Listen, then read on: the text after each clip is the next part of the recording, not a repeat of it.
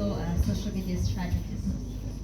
So I want to share a few stories about my journey as a creator and someone in the social media marketing space.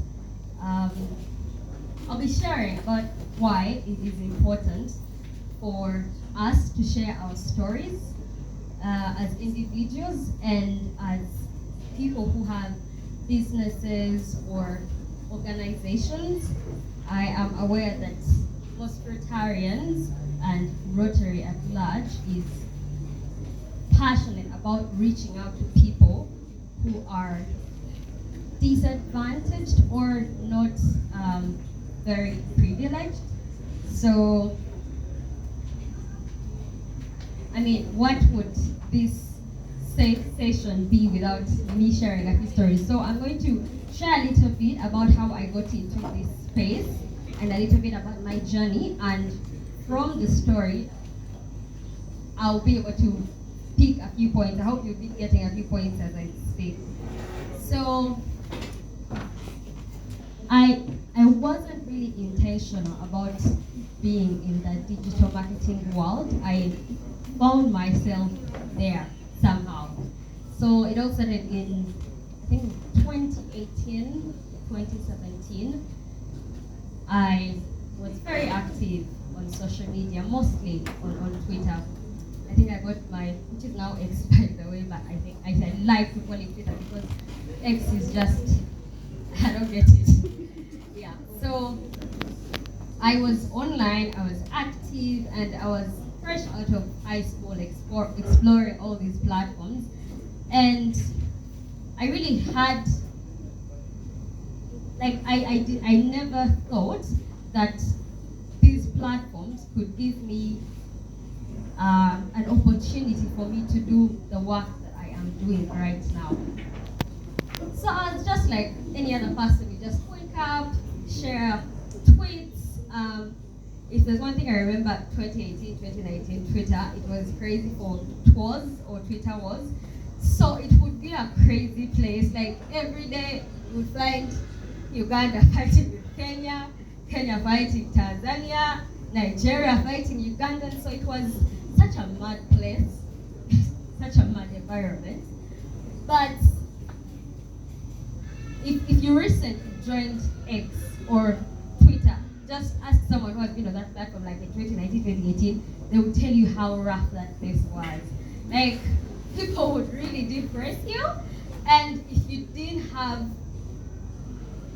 a firm ground or like a solid heart, you would quit social media and you feel like the whole world hates you, yet it's just a few comments from people who don't even actually show their faces online. So for me, I had to put on tough skin, and I'm like, I'm not going to let people, just chase me off this platform. So a few years down the road, I think like around 2019, that's when I started doing influencer work. And I think that's around the same time, 2018, when influencer marketing was just, starting to take off. Like, it has not really taken off that much, but right now it's in a very different state compared to where it was in 2018, 2019. So I think I had about 5,000 followers on Twitter when people started reaching out to me, and they're like, we want you to share about our business, we want you to talk about our business, our product online. And at first I was like, is this something someone can get paid for? It was very new to me.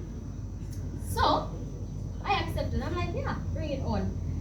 So those days really, we used to get paid like 100,000, 150,000, sometimes even 50,000, which sounds ridiculous. But being someone at university would have given a free 50,000 to make two tweets. It's like free money, right? So yeah, that's what I was doing. I was working. I felt like I was doing something important because I was getting side income, and sometimes I didn't even have to ask my parents for money. So I felt like I was starting to grow up. And fast forward, I also get Instagram. I started exploring those waters too. So slowly by slowly, I started building a community, and people started getting to know me. And I wouldn't really say it was something I was intentional about, but I found myself in the space. And over time, of course, the more my followers grew, the more my audience expanded. I got to know very many people.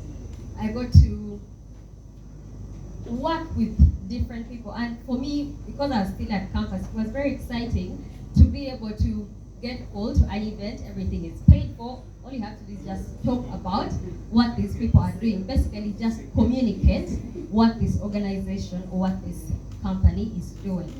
So I really used to enjoy it. I think one of the most exciting organization I think I've worked with is the French Embassy. Their events are really posh, and I enjoy their events. It's always so much fun.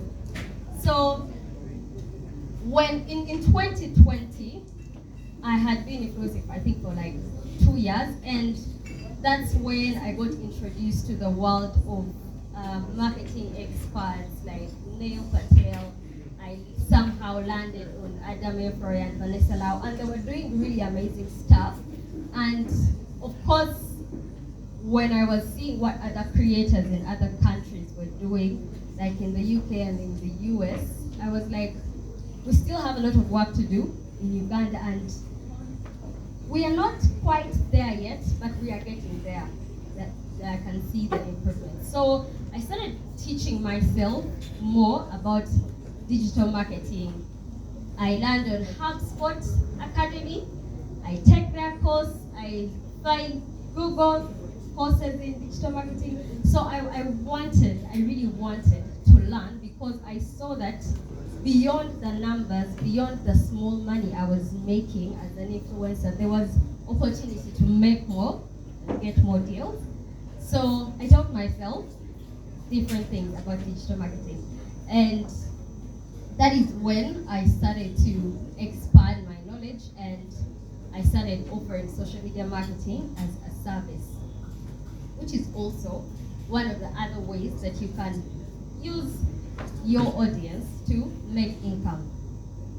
So right now, I don't do influencing as much as I used to, because I kind of pivoted my brand to from just being an influencer to someone who actually builds social media strategies for businesses. Because first of all, I was doing tweets and talking about businesses. I learned along the journey, and I had also studied the things, so now I was fully knowledgeable about what the whole world entailed. So after doing the courses, I started my agency, which is Jonty Digital, and that's what I've been working on for a while. And last year I was off social media for, I think, the whole year, probably. And I had some personal challenges, and I decided to take a break of social media. And I think it's quite interesting that when you have been online for a while and people associate you with something, like even the times when I was off, people would still reach out to me. They're like, we have training, are you able to do it? I'm like, no, I'm off. I'm not doing any work as of now. Like, it was interesting that even when I wasn't currently promoting my brand or my work online, people were still looking for me. So I guess from what I have shared, I think one of the reasons why you need to utilize these platforms is people get to know you and they start to like you, and they start to feel like that's what you're doing. I also want to do something like that. They relate to you. They feel like you have certain things that you share in common. Plus, you get to build trust. Because for me, it was very surprising that even when I had been off for over 7 months, people still trusted me enough to call me and like, we have this, can you come and do it? So you build trust and credibility, and people want to associate with you. So one of the major reasons why you need to utilize the platforms is for people to know you. I know who here has an X account, Twitter. Do you have a Twitter account? Can you put on your hand? Twitter X.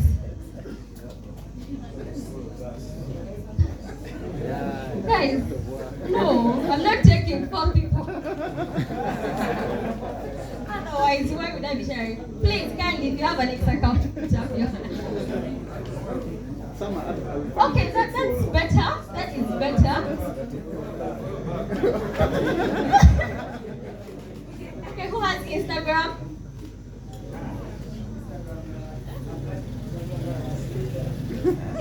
Who has Instagram? Okay. Who has LinkedIn?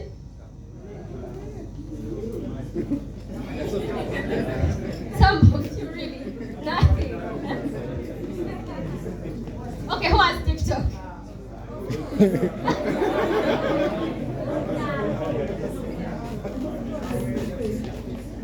Wow, this is interesting.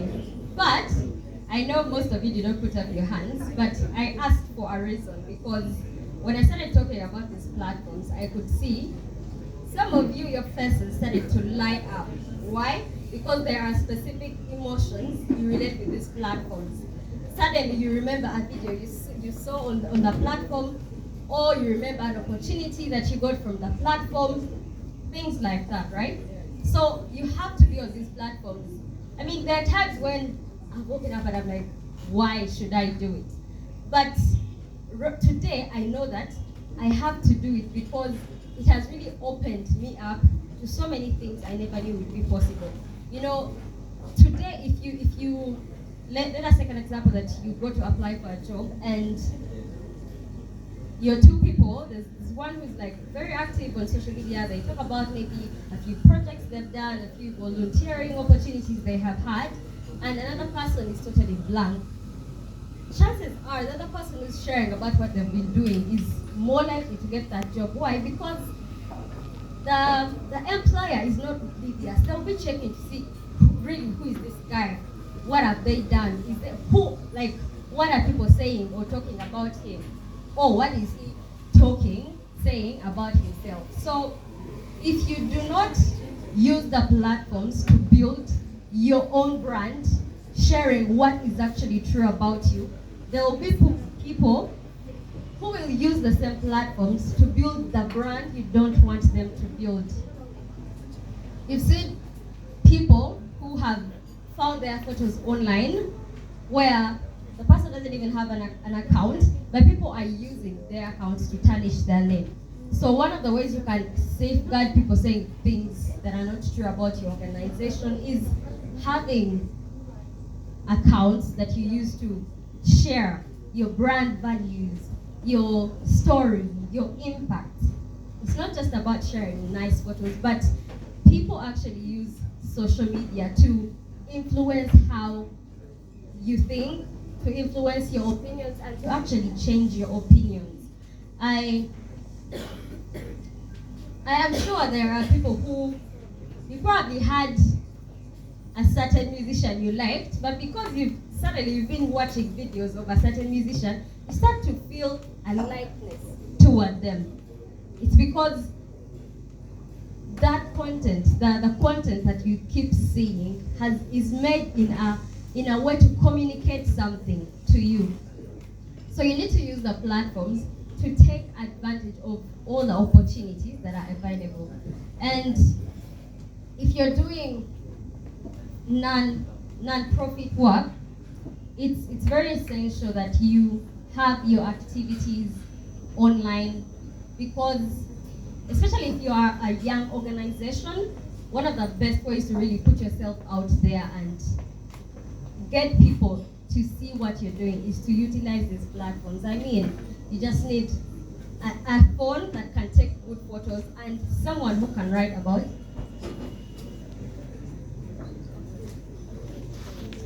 And someone who can write a story about what you did that day.